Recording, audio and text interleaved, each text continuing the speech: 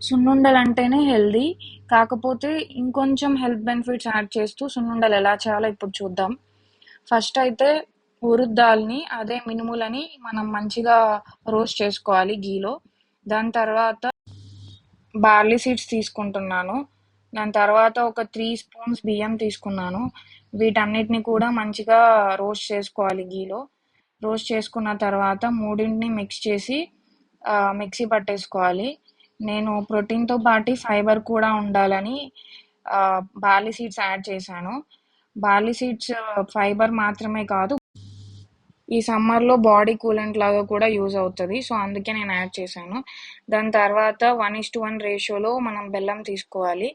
ఎన్ని cups urad dal and barley seeds తీసుకున్నామో అన్ని కప్స్ బెల్లం కూడా తీసుకోవాలి. వాటిని కూడా మిక్సీ పట్టేసుకొని పౌడర్ చేసుకొని, ఆ మిక్స్ చేసుకున్న పౌడర్లో వేడి వేడి నెయ్యి వేసుకొని ఇలా మిక్స్ చేసుకొని ఉండలు కట్టుకోవడమే. ఉండలు సరిగా రావట్లేదంటే ఇంకొంచెం ఘీ యాడ్ చేసుకోండి. ఎంతో సింపుల్గా సున్నుండలు రెడీ.